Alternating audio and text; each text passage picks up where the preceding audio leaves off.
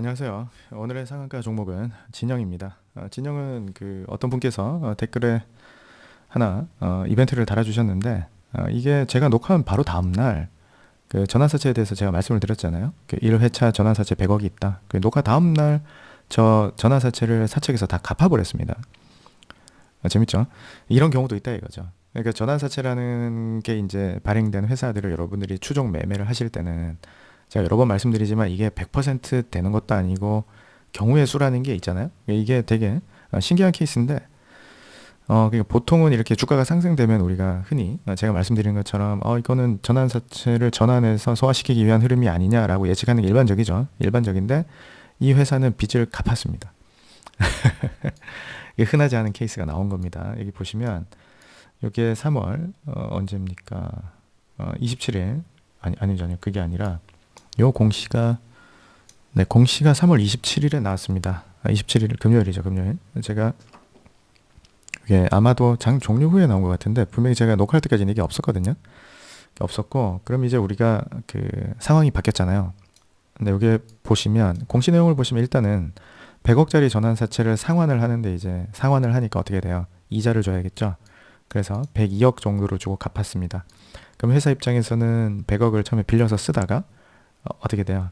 타인 자본, 장기 차입금. 그러니까 다시 어디선가 대출을 융통을 한 거죠.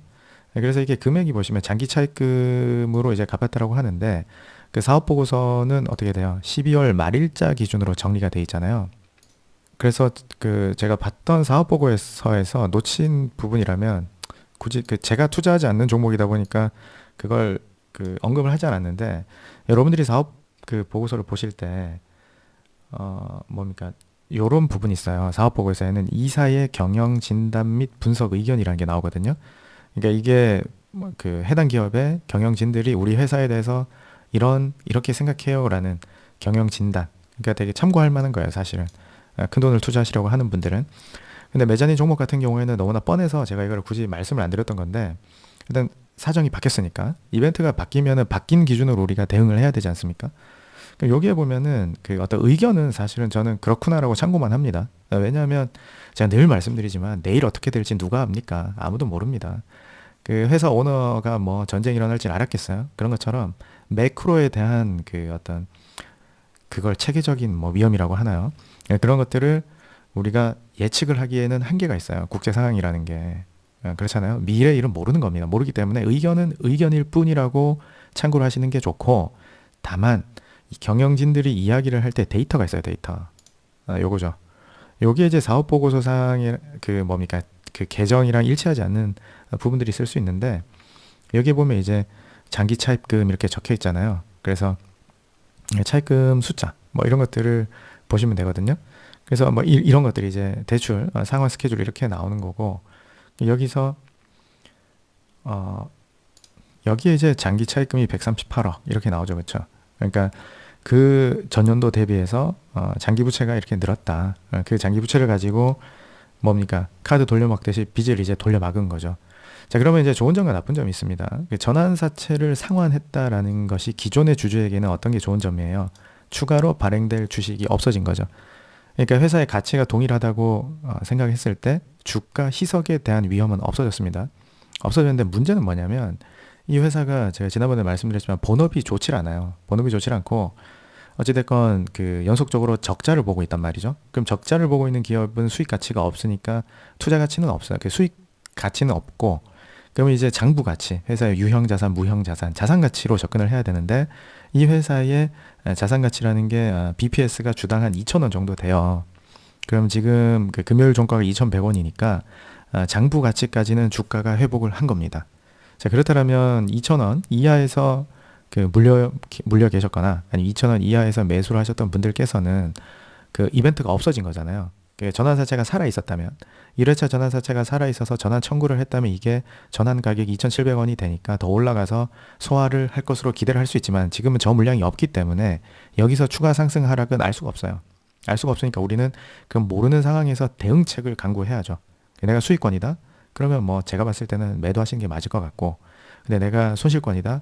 그럼 이거를 그 어느 정도에서 끊어줄 거냐?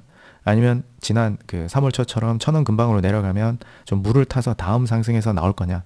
뭐 그런 것들을 생각을 하셔야 되는데 이 회사 일단 시가총액이 367억입니다. 현재 기준으로 보시면 그죠?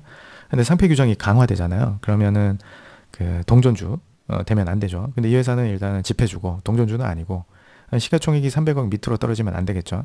그러면 그런 기준선들을 보시란 말이에요. 이 회사가 상장을 유지하기 위해서 방어를 해야 되는 주가 기준 라인이 나옵니다. 그럼 대략 한 1,600원 될 것 같아요. 지금보다 한 20% 디스카운트 하면 300억 정도 되지 않습니까? 그럼 한 1,200원 정도는 사수를 해야 된단 말이죠. 회사 입장에서는. 1,000원 밑으로 떨어지면 그 상표 규정이 그런 거잖아요. 뭐 며칠 동안 며칠 중에 며칠 이상을 1,000원 밑으로 내려가면 상표 심사를 하겠다.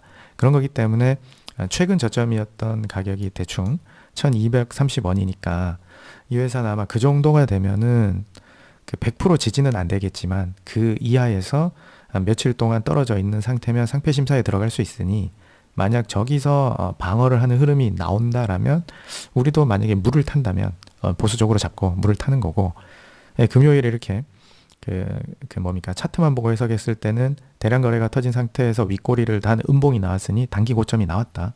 단기 고점은 2,845원.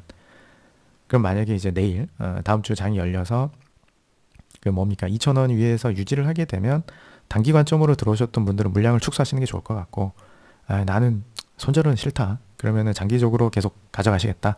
그러면 저 가격 한 1,200~300원까지를 기다리셨다가 그때 물을 타시는 뭐 그런 대응이 어떨까 싶어요.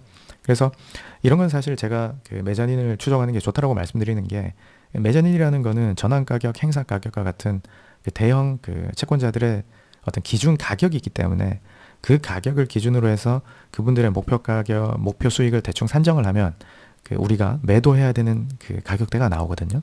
그럼 매수도 뻔하잖아요. 저 전환가 밑에서 매수하면 좋은 거죠. 그러니까 만약에 이 그 사채에 대해서 추정을 누군가 했었다면 나는 2,728원 밑에서 사셨던 분들에게는 어찌됐건 금요일에 탈출할 기회를 준 거죠. 근데 불행이 뭡니까? 그 공시가 저렇게 나올 줄 누가 알았겠냐 이거죠. 그러니까 이번은 그 제가 어차피 제 영상은 다 데이터베이스를 조금 쌓고 있는 거잖아요. 대략 한 50종목, 100개까지는 케이스를 만들어 갈 건데 이런 경우들이 있다라는 걸 학습을 하셔야 돼요. 그러니까 그 CB의 투자는 그 투자 자금이 손해를 보겠습니까? 채권인데 그 원금이랑 이자 받으면 되죠. 최악의 상황에 그분들 입장에서는 최악의 상황이 뭡니까? 처음에 돈을 빌려줄 때 이 회사의 어떤 발전 가능성이 있냐? 어떤 호재로서의 재료가 숨어 있냐? 뭐 이런 걸 보고 돈을 빌려주는 거잖아요. 근데 돈을 빌려주고 뭐 1, 2년 지났는데 딱히 뭔가 나오는 게 없다. 그럼 만기까지 버티지 않고 중도 그 상황 요청을 해서 돈을 받아 가버린 거죠. 이자 포함해서. 그럼 그분들은 기회비용이라고 해서 날린 게 그나마 예금이자 정도잖아요. 그렇죠? 예금이자가 만약에 뭐 3%인데 여기서는 연간 1%만 받았으니까 그 전환사채 투자한 100억은 연 2%의 기회 손실을 본 겁니다. 누적하면 4억 정도를 손해 본 거예요. 은행에 예금한 것보다. 그러면 이제 지금 주식시장이 좋으니까 이 회사의 어떤 기본적 가치가 좋아지지 않는 상황에서 차라리 원금을 받고 다른 투자 대상을 찾는 게 나을 거라고 판단할 수도 있는 거 아닙니까? 그렇죠? 근데 문제는 이제 개인인 거죠. 이걸 보고 추종을 했다면 이제 그런 기준이 없어졌다라는 막막함. 그러면 기본적인 사업 가치, 자산 가치 이런 걸 봐야 되는데 이 회사가 매출이 축소되고 있는 국면에 있기 때문에 좋진 않다. 그렇다면 우리는 최대한 긍정적인 뭡니까 희망 회로를 돌리기보다 이 종목에 대해서만큼은 보수적 접근을 하는 게 좋다. 그렇게 말씀을 드릴 수 있겠습니다. 아무쪼록 제 입장에서도 뭐 이렇게 상승 흐름을 보고 뭐 이렇게 되겠지라는 전형적인 패턴이 아니라 상승을 했는데 원금 갚아줘라는 너무 신기한 그 사례가 나와가지고 좀 흥미로웠습니다. 아무쪼록 보유자분들께서는 좋은 대응을 하셔가지고 뭐 손실을 보시고 계시다면 최소화하시고 수익 중인 분들께서는 뭔가 탈출할 수 있는 기회로 잡으시고 그렇게 생각을 하시면 좋을 것 같아요. 아무튼 이 댓글에 그 코멘트를 하신 분께서 그 뭡니까 변동사항이 나와서 코멘트를 하신 거잖아요. 물론 저는 그 댓글 보기 전에 알고 있었거든요. 알고 이걸 언제 이제 녹화할까 생각을 하고 있었는데 아무튼 그렇게 그 달아주셔가지고 제가 확인차 이렇게 영상을 또 녹화를 했습니다. 그럼 오늘은 여기서 마치도록 하겠습니다. 수고하셨습니다.